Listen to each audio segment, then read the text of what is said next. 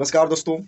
आज हम लोग एक पॉलिटी का जो 7th क्लास का एनसीईआरटी का हम लोग चल रहा है, तो आज सेकंड वीडियो है इसका। तो उसके आगे हम कंटिन्यू करेंगे जो हम पढ़े थे कि ग्रह क्या है, ठीक है ना। ग्रह के आगे हम लोग पढ़ना आज शुरू करेंगे। ठीक, ग्रह के आगे हम लोग पढ़ना शुरू करेंगे आज।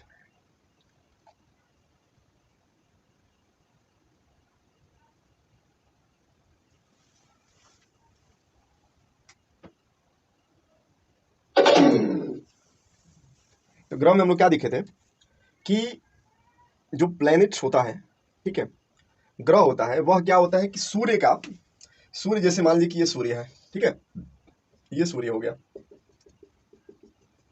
ये क्या हो गया, सन हो गया, यानी सूर्य। सूर्य के क्या करता है, ग्रह जो होते हैं वो परिक्रमा करते हैं, ठीक है, परिक्रमा करते हैं। ये मान लीजिए कि ये पूरा एक ग्रह है, ठीक है, और ये क्या करते हैं, ऐसे ऐसे जो है, कुछ एंटी क्लॉक कुछ क्लॉकवाइज, ठीक है, इसमें परिक्रमा कराओ। कौन सा एंटी क्लॉक करते हैं, कौन क्लॉकवाइज करते हैं, तो उसके बारे में हम आगे पढ़ेंगे। लेकिन जो है परिक्रमा करने का काम जो है ग्रहों का होता है। परिक्रमा करना मतलब क्या, उनका भ्रमण करना, ठीक है, चारों तरफ से घूमना। तो ये ग्रहों का काम होता है। जैसे ग्रह का काम होता है वैसे ही ग्रहों के जो उपग्रह होते हैं, ठीक है, कुछ प्राकृतिक उपग्रह होता है, तो हम प्राकृतिक उपग्रह के बारे में ही पढ़ाई करेंगे, क्योंकि नेचुरल उपग्रह ही बात करते हैं। जैसे मून है भारत, तो हमारे पृथ्वी पे और ग्रहों पे जो है भी कई मून्स पाए जाते हैं, ठीक है, तो उसकी चर्चाएं हम लोग आगे करेंगे। नेक्स्ट जो है, हम लोग कल देख चुके थे कि सूर्य से दूरी के हिसाब से ग्रहों की कौन कौन सा जो है ग्रह आते हैं। तो सबसे पहले हम लोग देखा था कि यहाँ पे जो है बुध जो आता है, बुध ग्रह, उसके बाद शुक्र आता है, शुक्र के बाद पृथ्वी, पृथ्वी के बाद मंगल, मंगल के बाद बृहस्पति, बृहस्पति के बाद शनि, शनि के बाद यूरेनस, और उसके बाद जो है नेपच्यून होता है। तो ये हमारा जो है ग्रहों की क्या है, एक दूरी के हिसाब से जो है सीरियल जो है नंबर है इसका। उसके बाद देखेंगे कि सौर मंडल का सभी ग्रह सूर्य के चक्कर के निश्चित पथ पर लगाते हैं। नेक्स्ट पॉइंट आप लोग लिखेंगे, नेक्स्ट पॉइंट लिखना है कि सौर मंडल का सभी ग्रह जो होते हैं सूर्य का चक्कर जो लगाते हैं, सूर्य का जो चक्कर लगाते हैं वह एक निश्चित होता है। जो उसका रास्ता जो होता है, पथ जो होता है, वह क्या होता है, निश्चित पथ होता है। ये नहीं है कि वो आज आज यहां से किए और कल यहां से करने चालू कर देंगे, परसों यहां से करने चालू कर देंगे, नहीं। वो अपना पथ, यानी प्लूटो जो था पहले क्या है, 2008 से पहले जो है प्लूटो को भी ग्रह के दायरे में रखा जाता था, लेकिन वो अपना रास्ता भटकने के कारण जो है उसको क्या कर दिया गया, ग्रह से बाहर कर दिया गया, जिसे बौने ग्रह के नाम से जाना जाता है प्लूटो को। वैसे ही और ग्रह जो हैं वो अपना रास्ता, अगर अपना पथ भटकते हैं तो उनको जो एक ग्रह का जो एक जो ग्रह का जो उनको नाम मिला है, पद मिला है, वह पद से उनको निष्कासित कर दिया जाएगा। ये वैज्ञानिकों के द्वारा किया जाता है, ये नेचुरल कुछ नहीं होती है इसमें। नेचुरल जो जैसा काम कर रहा है वो काम करता है, ठीक। तो पृथ्वी अपना क्या है, पृथ्वी हो गया या कोई भी ग्रह हो गया, वो अपने पथ पे, निश्चित पथ पे, ध्यान रखना, लिखना क्या है कि ग्रह सूर्य की परिक्रमा, लिखें, ग्रह सूर्य की परिक्रमा एक निश्चित पथ पर करते हैं। ग्रह सूर्य की परिक्रमा या सूर्य का चक्कर जो लगाते हैं वो एक निश्चित पथ पर लगाते हैं। नेक्स्ट पॉइंट लिखेंगे, नेक्स्ट पॉइंट लिखेंगे, नेक्स्ट पॉइंट लिखेंगे, नेक्स्ट पॉइंट लिखेंगे, ग्रह जिस पथ पर सूर्य का चक्कर लगाते हैं उसका आकार, ग्रह जो होते हैं जिस पथ पर लगाते हैं ना वो ऐसे होता है, ठीक है, ऐसा होता है। ये पथ मान के चलते हैं। सूर्य हो गया, सूर्य के चारों तरफ जो पथ है, रास्ता जो होता है वह दीर्घवृत्ताकार है, अंडे के आकार का होता है। तो यहाँ पे दीर्घवृत्त, क्वेश्चन पूछ देगा कि जो ग्रहों के पथ का जो आकार है वो कैसा है, तो दीर्घवृत्ताकार आकार है उसका, दीर्घवृत्ताकार है। लिखे, पॉइंट लिखे यहाँ पे कि ग्रह जिस पथ पर सूर्य का चक्कर लगाते हैं, ग्रह जिस पथ पर सूर्य का चक्कर लगाते हैं वह वह वह आकार में दीर्घवृत्ताकार, आकार में दीर्घवृत्ताकार है, दीर्घवृत्ताकार है। नेक्स्ट पॉइंट लिखेंगे, नेक्स्ट पॉइंट लिखेंगे कि ग्रह जिस पथ पर चक्कर लगाते हैं, सूर्य का चक्कर लगाते हैं, ग्रह जिस पथ पर सूर्य का चक्कर लगाते हैं उसे कक्षा भी बोला जाता है, कक्षा भी बोला जाता है, कक्षा भी बोला जाता है, कक्षा भी बोला जाता है। नेक्स्ट पॉइंट लिखेंगे, नेक्स्ट पॉइंट लिखेंगे, सूर्य का सबसे नजदीक का ग्रह, सूर्य का सबसे नजदीक का ग्रह बुध है, सूर्य का सबसे नजदीक का ग्रह बुध है। हम लोग पहले भी जान चुके हैं लेकिन लिख लें इसको, सूर्य का सबसे नजदीक का ग्रह बुध है। नेक्स्ट पॉइंट लिखेंगे, सबसे कम दिन में सूर्य का चक्कर लगाने वाला ग्रह, सबसे कम दिन में सूर्य का चक्कर लगाने वाला ग्रह बुध है, सबसे कम दिन में सूर्य का चक्कर लगाने वाला ग्रह बुध है, सबसे कम दिन में सूर्य का चक्कर लगाने वाला ग्रह बुध है। नेक्स्ट लिखें, नेक्स्ट लिखें, शुक्र और पृथ्वी शुक्र और पृथ्वी, पूछ देगा प्रश्न, शुक्र और पृथ्वी का आकार लगभग समान है, लगभग समान है, इसलिए शुक्र और पृथ्वी को जुड़वा बहन के नाम से जाना जाता है, जुड़वा बहन के नाम से जाना जाता है। यानी शुक्र और पृथ्वी का आकार क्या होता है, लगभग एक समान है, इसलिए नेक्स्ट पार्ट लिखेंगे इसको, शुक्र और पृथ्वी का आकार लगभग समान है, बराबर है। नेक्स्ट पॉइंट लिखें, शुक्र और पृथ्वी को जुड़वा बहन के नाम से भी जाना जाता है, जुड़वा ग्रह के नाम से भी जाना जाता है, ठीक है, जुड़वा ग्रह के नाम से भी जाना जाता है, ठीक है। शुक्र और पृथ्वी को क्या बोला जाता है, यह जुड़वा ग्रह है। जुड़वा ग्रह इसलिए बोला जाता है क्योंकि इनकी जो आकार होता है वह दोनों समान होता है, दोनों का आकार जो होता है वह समान होता है, इसलिए ये जुड़वा बहन या जुड़वा ग्रह के नाम से इनको संबोधित किया जाता है। प्रश्न पूछ देता है कि वे दो ग्रह का नाम बताएं जो, या ऐसे पूछ देगा कि पृथ्वी की जुड़वा ग्रह बहन कौन है, कौन ग्रह को जुड़वा बोला जाता है, तो ग्रह का नाम बता देना है। वैसे शुक्र का पूछ देगा तो पृथ्वी बतानी पड़ेगी। नेक्स्ट लिखेंगे, बुध अपने अक्ष पर 59 दिन में एक चक्कर घूमता है, 59 दिन में घूमता है, मतलब अपने अक्ष पर उसको घूमने में 59 डेज लगता है, 59 डेज, ठीक है। और पूरा सूर्य को चक्कर लगाने में उसको कितना सबसे ज्यादा समय लगता है, उसको 88 दिन लगता है, ठीक है, 88 दिन लिखवाया था ना, 88 दिन लगाता है सूर्य का चक्कर लगाने में, 88 दिन। पृथ्वी सूर्य का चक्कर लगाने में कितना समय लेती है, 24 घंटे, ठीक है, 6 मिनट, 24 घंटे लगती है। मैंने सबसे कम दिन अगर लिखवाया होगा तो उसको आप लोग काट देंगे, ठीक है ना, सबसे कम दिन लिखवाया था उसको काट देंगे। ऐसे लिखेंगे कि बुध जो है सूर्य का चक्कर लगाने में 88 दिन लगाता है। नेक्स्ट, अब ग्रह के बारे में हम लोग देख लिया, ग्रह का अब एक एक ग्रह के बारे में हम लोग पढ़ेंगे। जो इंपॉर्टेंट ग्रह है उसको मैं लिखवा दे रहा हूँ, ठीक है, उसको मैं लिखवा दे रहा हूँ। ये एनसीईआरटी बेस पे पढ़ाई हो रही है, ये एनसीईआरटी के 6 क्लास का जो है उसी के आधार पर ये बताया जा रहा है, ठीक है। अब इसका जो 7th क्लास का जब चलेगा उसमें हम ऐड करते जाएंगे, उसमें हम क्या करेंगे, ऐड करते जाएंगे। तो अभी 6 का पूरा कंप्लीट करेंगे, उसके बाद हम 7th का देखेंगे। तो जैसे जैसे एनसीईआरटी का जो है 6 क्लास का, जिसमें जितना दिया है 6 क्लास का मैटर, उतना ही हम लोग लिखेंगे, उससे ज़्यादा लिखने का प्रयास नहीं करेंगे। मैं समझाने का जो इसमें दिया है वही समझाएंगे, ठीक। आप पृथ्वी ग्रह के बारे में पढ़ेंगे, आप पृथ्वी ग्रह के बारे में पढ़ेंगे, पृथ्वी ग्रह के बारे में पढ़ेंगे, पृथ्वी ग्रह के बारे में पढ़ेंगे, अर्थ के बारे में पढ़ेंगे। तो लिखिए इसमें अर्थ में कि सूर्य के दूरी के हिसाब से पृथ्वी तीसरा ग्रह है।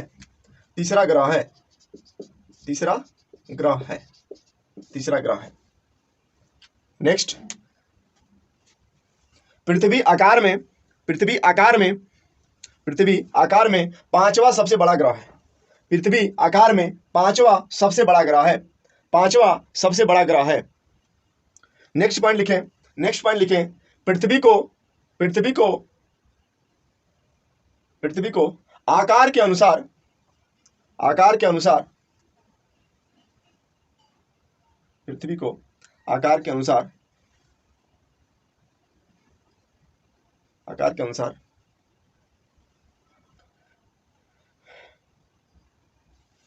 यू के आकार का जैसे होता है, इसलिए पृथ्वी का आकार का अनुसार यू कहा जाता है, क्योंकि ध्रुवों के पास पृथ्वी थोड़ी चपटी है,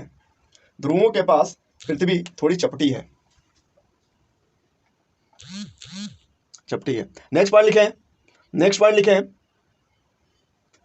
सौर मंडल में ओनली वन, यानी केवल पृथ्वी ही एक ऐसा ग्रह है जहां पर जीवन संभव है, पृथ्वी ही एक ऐसा ग्रह है जहां पर जीवन संभव है,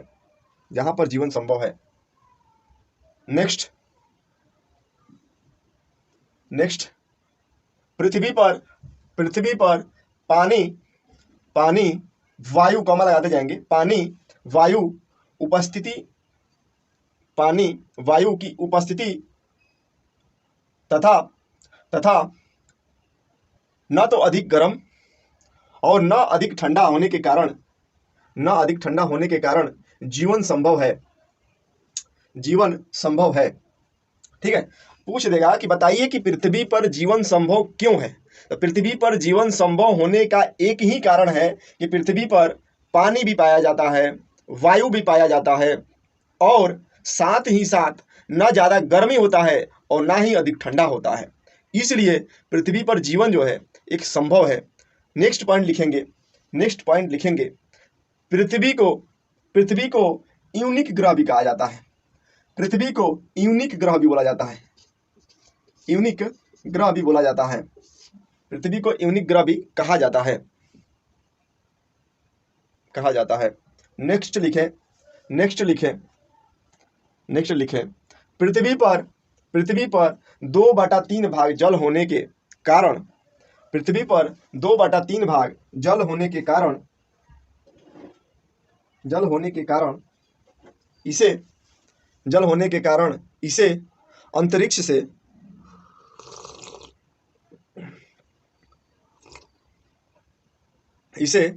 से देखने पर नीला दिखाई देता है। अंतरिक्ष से देखने पर नीला दिखाई देता है, इसलिए नीला ग्रह भी कहा जाता है। इसलिए पृथ्वी को नीला ग्रह भी कहा जाता है। नेक्स्ट चंद्रमा सैटेलाइट है, उपग्रह है, मून है, ठीक है ना। सैटेलाइट तो नहीं कह सकते हैं, सैटेलाइट हम तो भेजा जाता है, इसलिए मून कहा जाता है इसको, ठीक, मून कहा जाता है। तो चंद्रमा क्या है? चंद्रमा एक उपग्रह है, पृथ्वी का उपग्रह है। तो अब चंद्रमा, पृथ्वी के बाद क्या करेंगे हम लोग? चंद्रमा के बारे में लिखेंगे। पृथ्वी के बाद क्या लिखेंगे? चंद्रमा के बारे में हम लोग लिखेंगे, ठीक है। लिखें आप लोग। चंद्रमा पृथ्वी का एकमात्र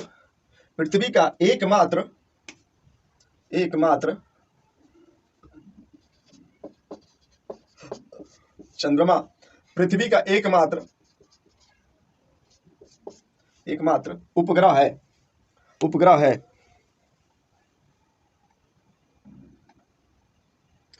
जिसे चंद्रमा कहते हैं।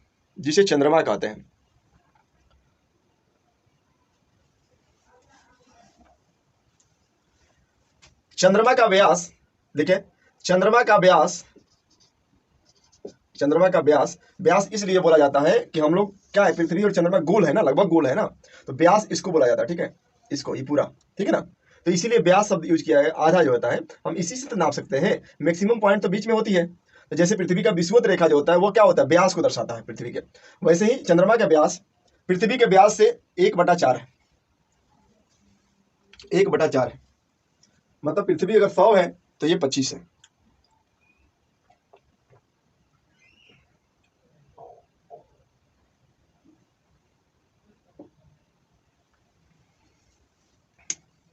पूछ देगा, 1/4 भाग है, ठीक है। पूछ देगा कि बताइए चंद्रमा का व्यास पृथ्वी से कितना गुना है। गुना अगर पूछेगा तो 4 गुना। तो यहाँ पे क्या हो, 1/4, यानी पृथ्वी का 1/4 भाग जो होता है वो पृथ्वी चंद्रमा है, ठीक है ना। यानी 4 गुना पृथ्वी है चंद्रमा के। कहने का मतलब ये है, ठीक। उसको ऐसे पढ़ें या वैसे पढ़ें, बात तो बराबर ही होने वाली है। नेक्स्ट लिखें,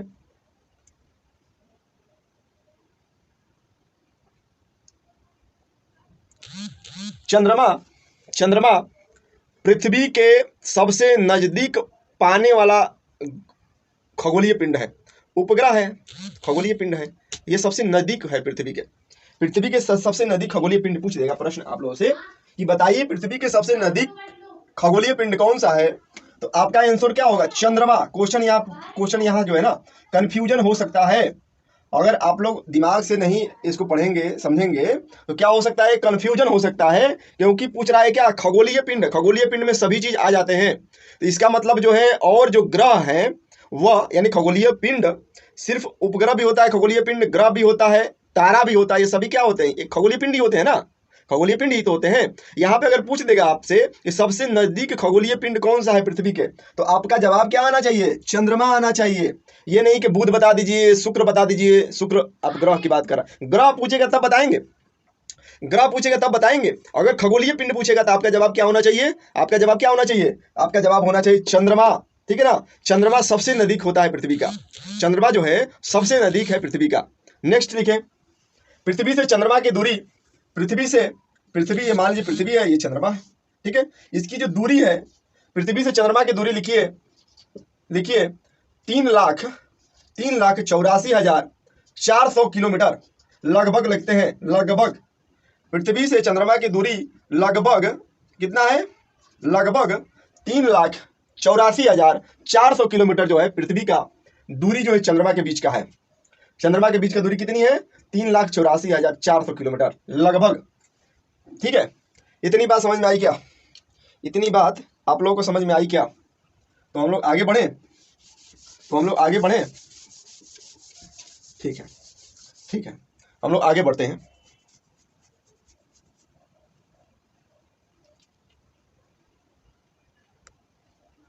देखिए अब देखिए, हम लोग जो है ना खगोलीय पिंड तो पढ़े हैं, वो सभी नेचुरल की बात करता है, नेचुरल पिंड की बात करता है, यानी ग्रह नेचुरल हो सकते हैं, उपग्रह नेचुरल हो सकते हैं, तारा नेचुरल हो सकता है। लेकिन पृथ्वी पर जो होता है, पृथ्वी पर हमारा जीवन संभव है ना, तो वैज्ञानिक लोग क्या करते हैं कि सैटेलाइट यानी उपग्रह जो भेजा जाता है, जैसे नेचुरल मून हमारा है, चंद्रमा जो है नेचुरल है ना, लेकिन और उपग्रह जो है स्टडी करने के लिए पृथ्वी पर भेजा जाती है, पृथ्वी के लिए सैटेलाइट जो भेजा जाता है, जिसको सैटेलाइट बोलते हैं हम, ठीक है। मून शब्द यूज नहीं करेंगे। ये मानव निर्मित जो होता है, मानव निर्मित जो सैटेलाइट होते हैं, उपग्रह होते हैं, वे भेजे जाते हैं। लिखिए आप लोग, ब्रह्मांड के बारे में जानकारी प्राप्त करने के लिए, ब्रह्मांड के बारे में जानकारी प्राप्त करने के लिए पृथ्वी पर संचार के माध्यम से, पृथ्वी पर संचार के माध्यम से वैज्ञानिक द्वारा बनाए गए पिंड को मानव निर्मित उपग्रह ह्यूमन मेड सैटेलाइट्स, मानव निर्मित उपग्रह कहते हैं। मानव निर्मित उपग्रह। अब आप लोग से क्वेश्चन पूछा जा सकता है कि बताइए मानव निर्मित उपग्रह जो होते हैं वह क्यों पृथ्वी के ऊपर भेजा जाता है? तो मानव निर्मित उपग्रह भेजने का एक ही कारण होता है कि वह ब्रह्मांड के बारे में जानकारी प्राप्त करना, या पृथ्वी के बारे में जानकारी प्राप्त करना, या एनी और भी जो भी जानकारी लेना होता है, तो यह ग्रह भेजा जाता है, यानी उपग्रह जो भेजा जाता है मानव निर्मित, यानी सैटेलाइट जिसे कहते हैं। ठीक, नेक्स्ट पॉइंट लिखें, मानव निर्मित उपग्रह को रॉकेट के माध्यम से अंतरिक्ष में भेजा जाता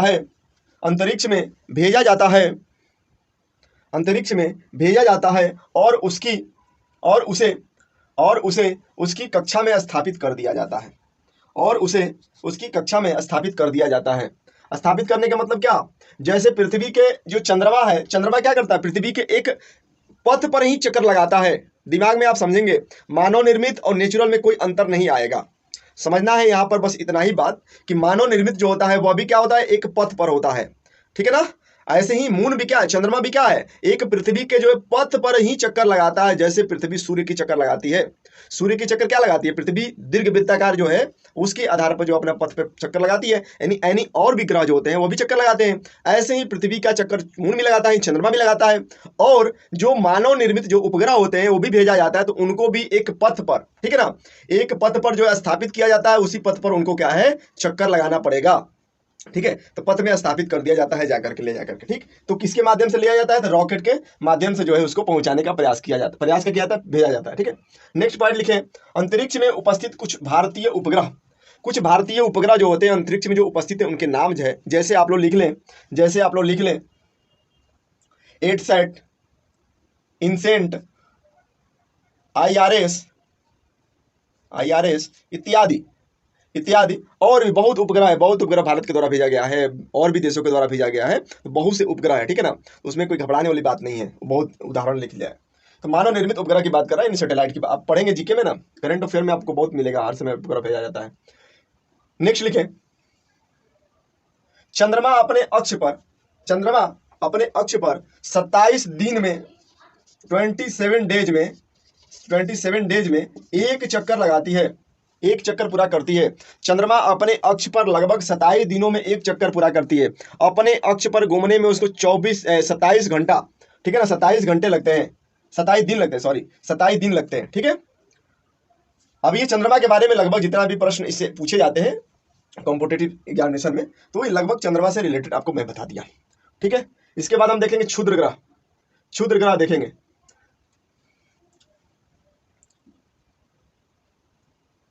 एस्ट्रोइड्स, ठीक है। क्षुद्र ग्रह, क्षुद्र ग्रह किसे कहा जाता है, इसके बारे में हम लोग देखेंगे, ठीक है।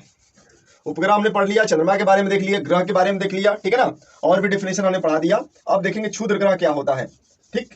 क्षुद्र ग्रह क्या, यानी ग्रह, उपग्रह, तारा के बाद जो उल्का पिंड बनते हैं वो सब क्षुद्र ग्रह के अंतर्गत लाया जाता है उसको, ठीक है। क्षुद्र ग्रह क्या होता है, एस्ट्रॉइड क्या होता है, एस्ट्रॉइड क्या होता है, सूर्य के चारों तरफ छोटे छोटे पिंड जो चक्कर लगाते हैं उस पिंडों को क्षुद्र ग्रह कहते हैं। डेफिनेशन लिखे जल्दी, जल्दी से डेफिनेशन लिखे इसको, डेफिनेशन जल्दी से लिखे इसको, कि सूर्य के चारों ओर, सूर्य के चारों ओर, सूर्य के चारों ओर, चारों ओर छोटे छोटे पिंड, छोटे छोटे छोटे छोटे पिंड जो जो सूर्य के चारों ओर पिंड जो सूर्य के चक्कर लगाते हैं, सूर्य का चक्कर लगाते हैं,